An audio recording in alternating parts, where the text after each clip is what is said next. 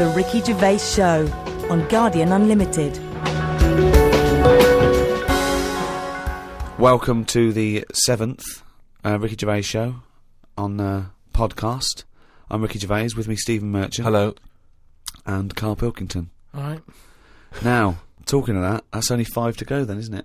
5 to go in this series of 12. Oh, still seems a lot though, doesn't it? We'll take a little break. I'm sure we'll come back through popular demand, I'm hoping. Yep. I'm hoping to put that on the poster, backed by popular demand. Well, I'm hoping it's by overwhelming public demand. Yeah, which is exactly. my favourite. Yeah. As we're doing it for nothing. Yeah. We want to get a little bit of a pat on the back, don't Exactly, we? please. Do they give awards out for podcasting? Oh, if they do, hoo-hoo, hello, I am already writing my speech, baby. I was thinking that everyone listening, if you want to register your email with us, we'll let you know when we're back on air, maybe later in the year. Go to rickygervais.com and just register, and then when I do a general mail out, I'll let you all know when Karl Pilkington is back. You are a good guy to these people, Rick. No sweat. Now, there's been an awful lot of correspondence. It's backing up there. We've got acres of it to get through. It is a bit mental, actually, but it's very flattering, and thank you all. And people have sent such brilliant things in and spent so much time doing them. There's someone sent in this mock-up of... We were talking about the those Russian sort of iconoclastic artefacts, and someone's mocked up Karl Pilkington as Saint Karl the Bewildered.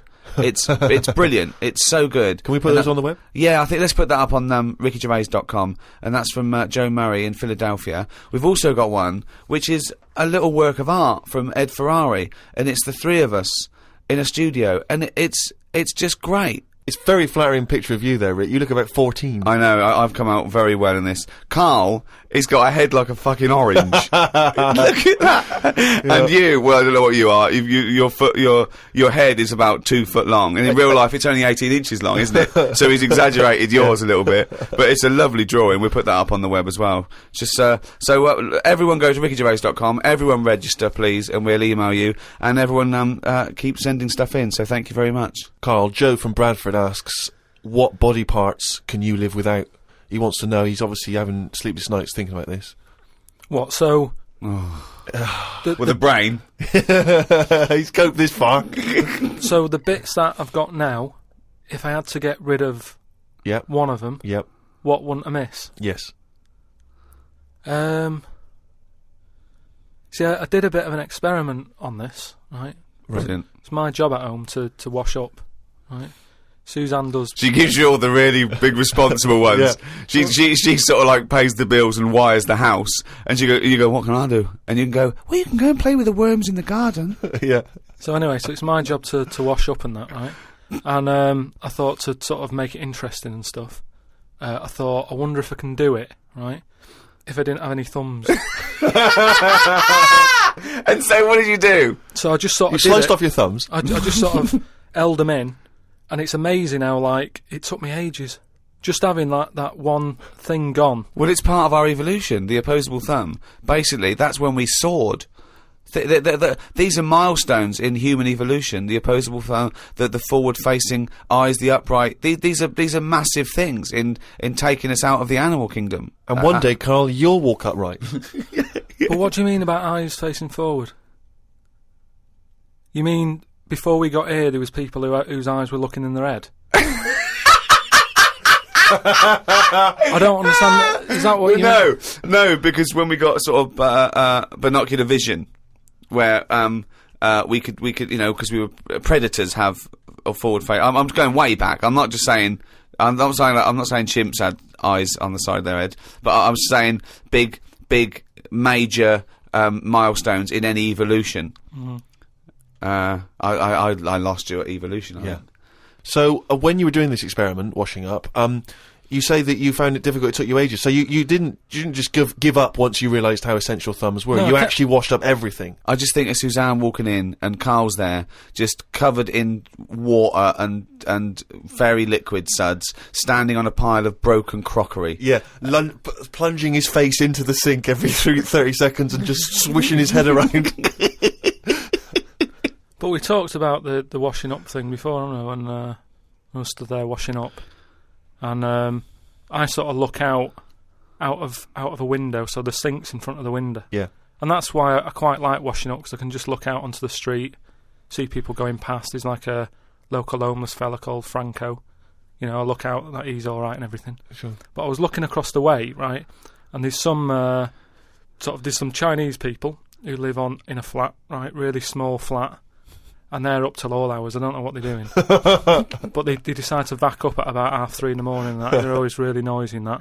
But above them, there was some woman, right, who the sort of bedroom is on par to our kitchen, right? Yeah. So I'm sort of washing up. Yeah.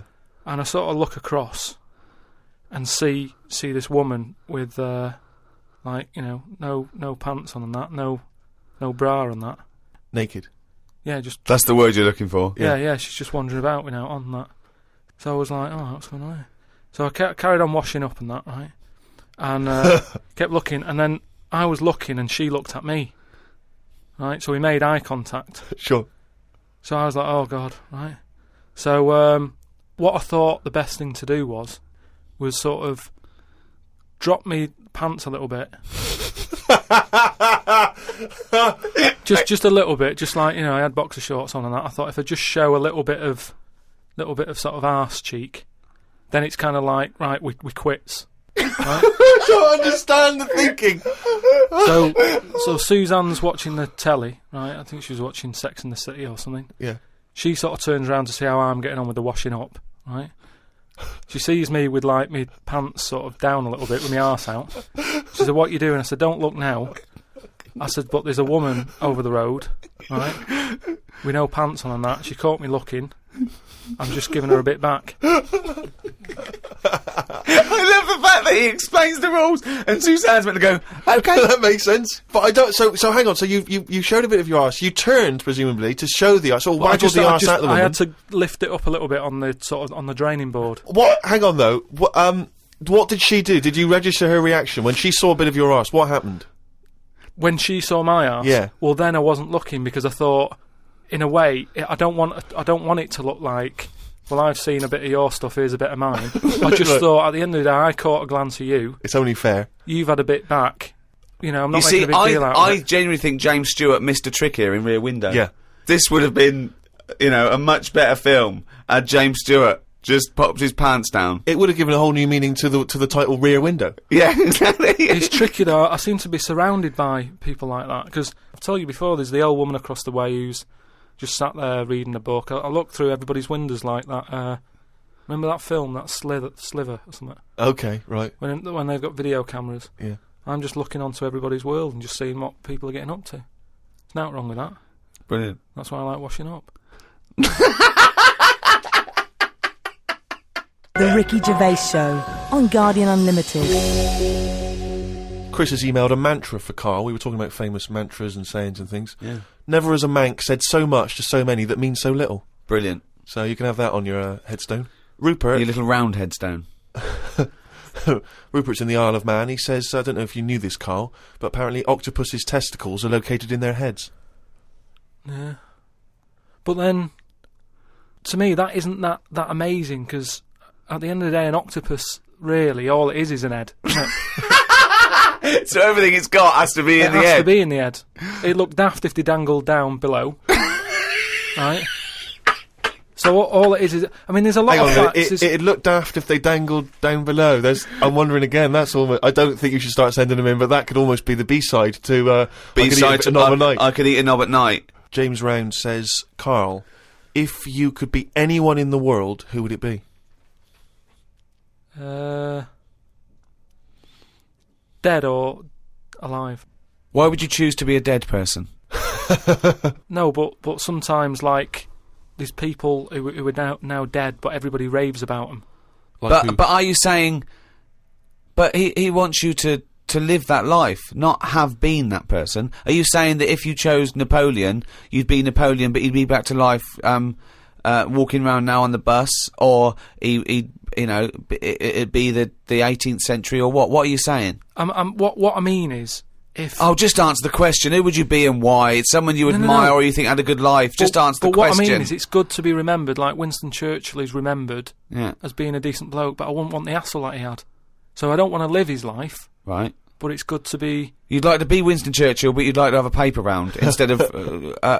Saving the world. Yeah. Well, that's what I mean, but is he saying whose job would I want to take on? It's not that complicated. The question is this: if he could be anyone in the world, who would Karl be? That's the question. That's all the information I've got.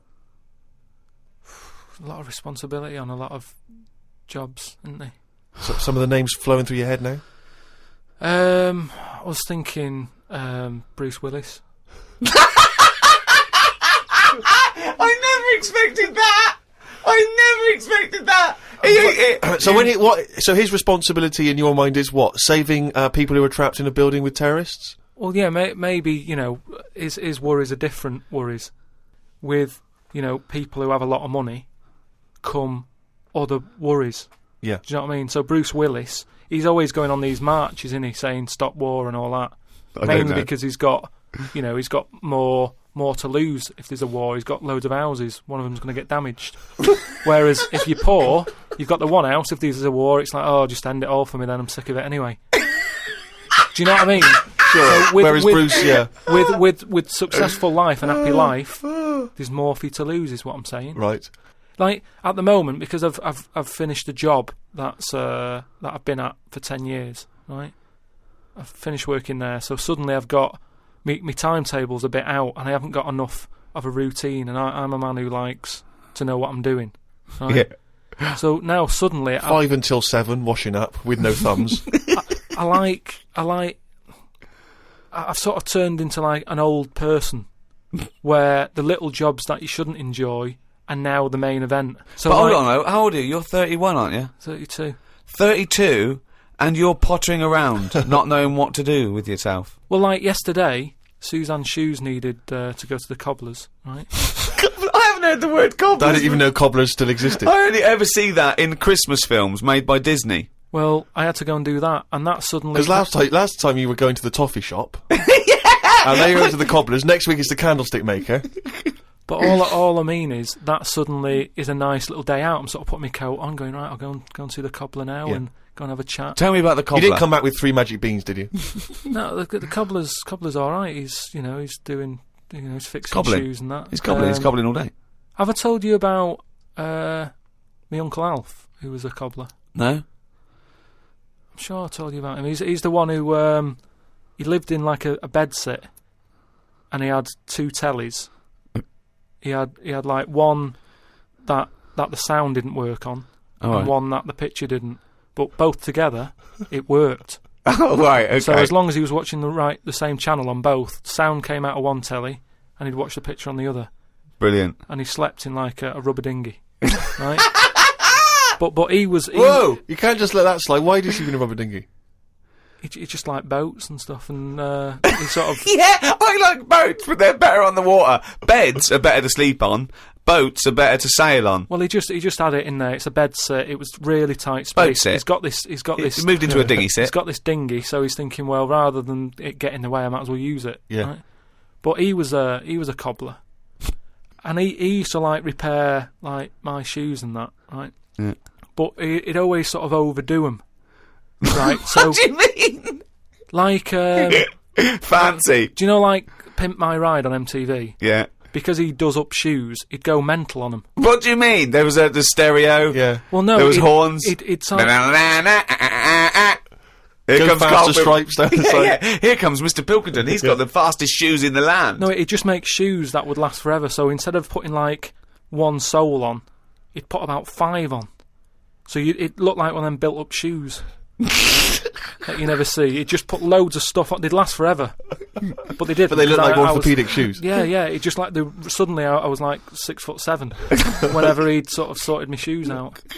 But he's a cobbler, and it's work that's always there for you, isn't it? I suppose so. So you went out with to take Suzanne's shoes to the cobbler. Yeah, so that's it. Yeah, so I just took them to the cobblers and that was like a nice little job for the day. I got a leaflet through the door saying, if you want to walk a dog, the rates are good. I don't know what they pay and that, but I got a little letter in my little letterbox saying, if you're free in the day. What, they pay you to walk a dog? They pay you to walk a dog and that. And I thought, if I do that and get a paper round, 2 in 1, Sorry, you just went from a job, right, where you were the head of production at a radio station, dare I say it, on... can I discuss your... Well, it was an alright wage, yeah. It was very good. But I wasn't happy, so it's pointless. No, I know that, but to go from the head of a department on a lot of money to walking dogs and doing a paper round, I don't know. No, but it's about being happy, isn't it? I know, but that's commendable if that's true, but... okay. And that makes you happier? Well, I haven't walked the dog yet, but I'm just saying if I do... I mean, I'm not taking it if it's raining. I'm just thinking if it's a nice sunny day and I fancy a potter, I'll go round to her and say, well, how much are you paying? I'll take the dog a walk and stuff. But I can't believe some of the words that have cropped up in this. It's 2006 now. Potter, cobblers, toffee shop. It's very, very strange. Do you live in Narnia? The Ricky Gervais Show on Guardian Unlimited. Right, a lot of people are sort of emailing in sort of brainy stuff. Brilliant. Right, which, you know, the more the merrier. I'm happy getting all this stuff, and if you know, it grabs my eye, I'll run it by you and you can sort of tell me about it and that. And getting a lot of stuff about philosophy. Oh, yeah. And all that. Descartes, that's another one that's mentioned on an email. Descartes, yeah. the French philosopher. Yeah. What's your question? Well, he sort of cropped up on an email. Someone said, what do you think of him? And I was like, oh, I don't know. He famously he pondered his own existence. Cogito ergo sum. I think, therefore I am. He was thinking about that. He was thinking, how do I know all this is true, everything around me? And he thought, well, I can see it and I can smell it and I can hear it. And he went, oh yeah, my senses can be fooled. I could be dreaming. And he thought, well, that's true, I could be dreaming. But if I'm dreaming, then at least I'm alive. At least I have some sort of consciousness. So if I'm even thinking about anything, I exist. I think, therefore I am. Cogito ergo sum. But we don't need to know the Latin bit. Why is everyone always going back to Latin? It was ages ago. Why is that language always being... And were Latin people always in a rush? Because they seem to be like words for full sentences. Why couldn't they just take the time and say what they want to say? And it's just like, what was the rush? I love you to teach Latin! What about Plato? Right, Greek. Right, now, would you say he's a bright bloke? Yes, I would. I'd say he's a very, very bright bloke. Right, let me tell you this. Right, if he's that bright, you know how he got killed? No. Got hit on the head by an egg. Fucking hell! Well, he's not so clever then, is he? That's what I'm saying. Boo! What's the story with the egg? He was on holiday or something, right? And...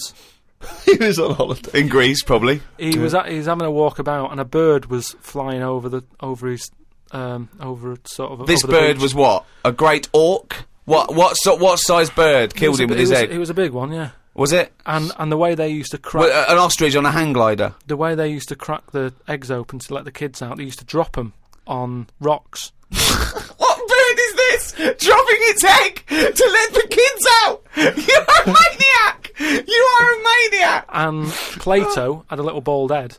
Right. So from the top, the bird's there looking down, and it goes, oh, there's a little rock, I'll drop the egg. Hit him on the head. Killed him. Now, this is what I was saying before about... I'm letting too much go now, because I'm so desensitised to his nonsense. I let him go. The bird saw Plato and said, there's a rock down there. Yeah.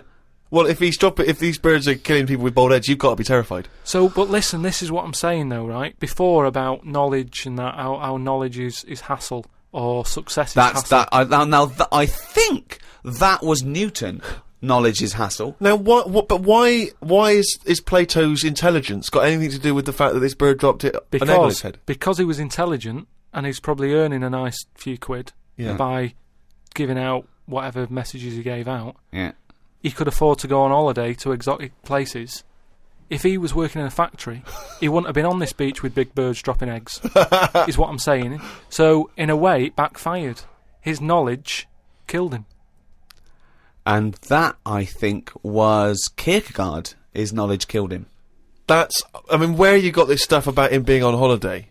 Well, he shouldn't have been on the beach. He was only there having a break or whatever from doing what he does. It wouldn't have happened if he wasn't on holiday.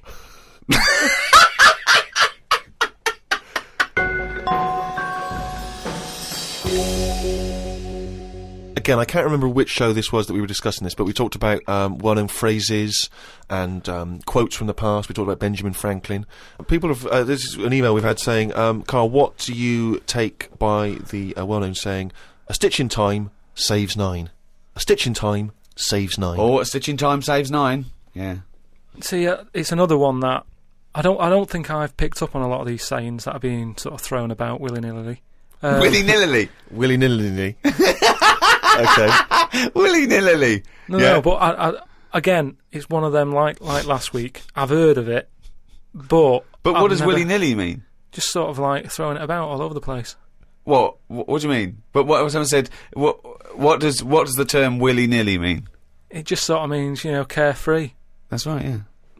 Okay, So but what good. does a stitch in time save 9? So you understood willy-nilly, so you used a Yeah, but it phrase. sounds I mean, nice, you used doesn't it, it? you said it willy-nilly, but you sort of got the gist of it. So what does a stitch in time saves 9 mean? I don't know. What do you mean must you know. don't know? Think about it. A stitch in time saves 9. Is it to do with sewing? Well, yeah, sort of. So it's not that clear. So if you've got a jacket, Yeah. and the seam starts coming undone, there's a little bit of seam. I'll leave it.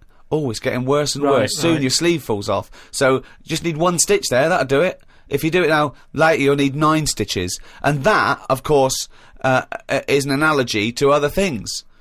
If you leave something that needs attention or repair, it'll get worse. So do it now. Do it in time. Yeah, but they could have said a tile in time saves 9 on the roof. They just used a sewing analogy.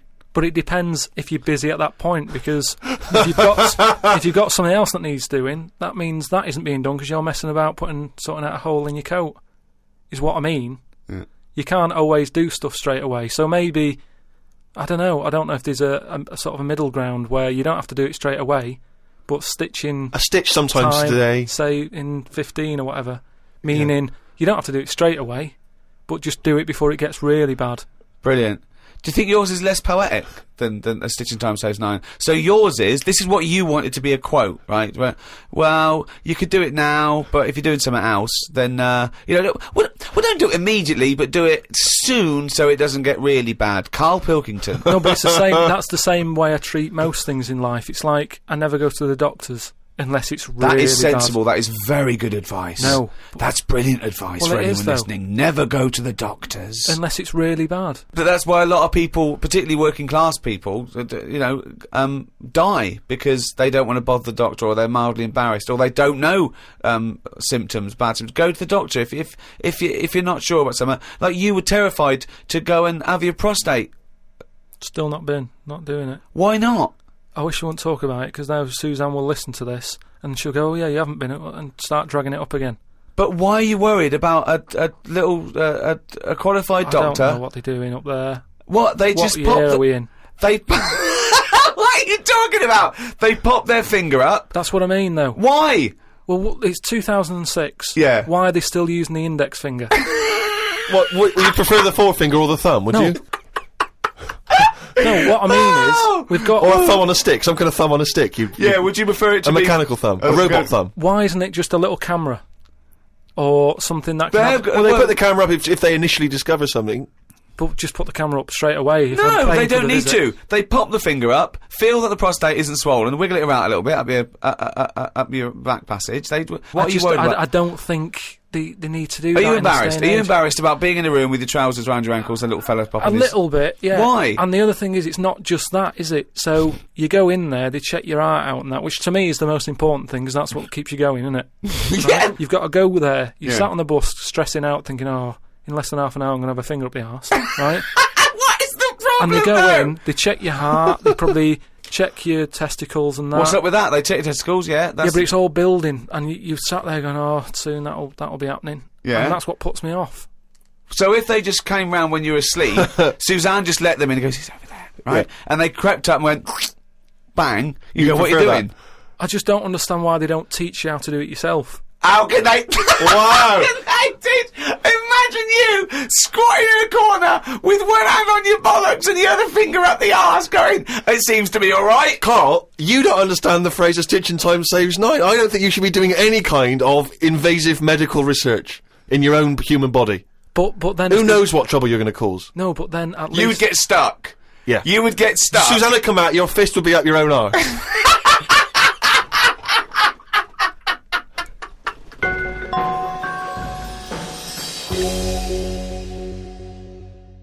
Okay, I think it's probably time. Let me just check my watch. Yeah, it's monkey news time. Oh, chimpanzee that monkey news, you. Right. Last week we talked about, the one who was good at getting up buildings and that for putting out fires and stuff. Ended up working for the fire department. Yeah, not true, but Sure. Yeah. But if the building had good grippage, he was right up there. Yeah, it's not true, but go on. So this week, anyway, it's more about tall buildings and stuff. Oh yeah. It was this bloke who was a builder. Oh yeah. Right? And you know what builders are like? They sort of move about, don't they, from sort of building to building, just building. Well, yeah. Once they built it, the building's done, and they move on to build some more. Building to building, just building. Yeah. So he goes to his next job and that, right? Who does the builder? The builder. Yep. He goes to like the boss, new building. the boss of this building, who's building it. Right. Okay. Yeah. And he says what unto him? Do you need anything building? Okay. Right. Yeah. So anyway, he says, yeah, there's plenty of work and that going about. Yep. He says, we're working on this one here. He said, get going on it, like, there's your bricks and your cement and stuff, get on with it. Yeah. Any plans? Just build. Just start building. Yeah. Go up. They're getting on with it and stuff, it's all going well. Right? Yep. But he notices that there's someone working high up, right, on the top bit. Sure. Because do you know, like, there's girders and stuff on these big buildings. Yeah. And he's still building the bottom bit, and which he's is weird. Yeah, well, that's the way they do it there, apparently, just to sort of speed it up, work from top to middle, from top to bottom. Sure, that's in imaginary land. We So put anyway. the spire on, and we better do the foundations, Yeah. and then put some stuff in the middle to keep it up there. So anyway, he's saying to like the other workers, he's going, who's that up there? Who's that up there? He's working on his own. The little fella, was he? And The little hairy fella up there. Who's the little hairy fella up there with the hard hat? and the other fellas were going, look, don't ask questions. The boss decides who he takes on. We're happy to be getting paid here. Don't ask questions! Well, I'll see him when he comes down. So he said, well, it's pretty impressive, the work rate he's doing, the way he's getting from one girder to the other. Swinging, is he? He doesn't seem to be scared of the heights or anything. He said, no, just let him get on with it. We work well as a team. So anyway. What nonsense is So- this? so- He believes all this. Yep. So he sees the boss and he goes, that fella up there, who's the fella up there? He's pretty good. And he's like, look, just get on with the job. Yeah, I'll pay you. Let's just all get on with our jobs and that. Lunchtime comes, they're all sat on a little wall having the sandwiches. He's thinking he'll come down in a bit. He's just carrying on. Is he just still going? Still going on that, right? Mm. So the fella says to the boss man, he says, isn't that fella up there going to come down and join us for lunch? He said, like I said, mate, don't worry about him, right? He said, very secretive. I'm suspicious about this fella. I don't know. Yeah, I don't know why he's working through his lunch. I don't know why he's not scared of heights. And I don't know why he's swinging from girder to girder. It's weird. Go on. So he said, anyway, you've reminded me that he's up there. He said he's doing a lot of riveting and stuff up there. He probably needs some more nuts to... Right, sure. And what kind of nuts is that? Is that nuts to food or...? So he said, what, nuts? He said, yeah, just there's a bag full of them there. Just put them on the hook, send them up, and he can get on with his job. So anyway, he picks these nuts up. Nuts, right? yep. Just hooks them on. He thinks they're not that heavy, considering, they're normally pretty heavy, aren't they? Like nuts big and bag of bolts nuts, and stuff. So anyway, he has a little glance in. Oh, no, what's in there? Nuts. What, you mean nuts that you can eat? Nuts that you can eat, Oh. right? So they send the bag up, and he's thinking, what's all that about? He checks him out, starts to stare, works it out.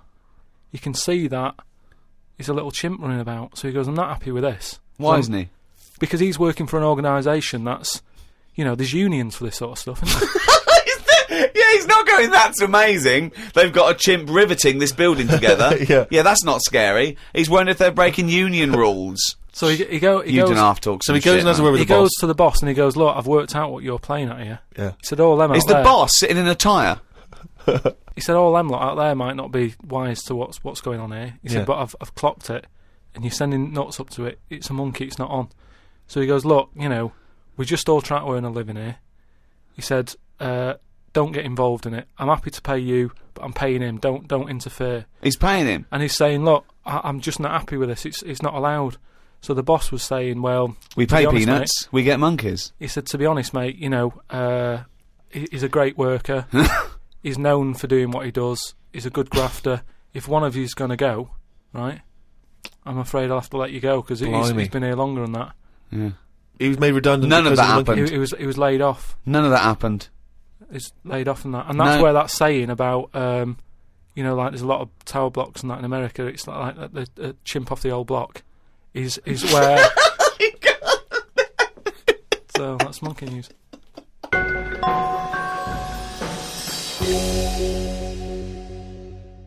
Thanks for listening to this podcast. Who was it hosted by? It was hosted by a great bunch of guys called Positive Internet. They host the #1 podcast in the world, The Ricky Gervais Show, with me, Ricky Gervais, Stephen Merchant, Goodbye, and Karl Pilkington. The Ricky Gervais Show on Guardian Unlimited.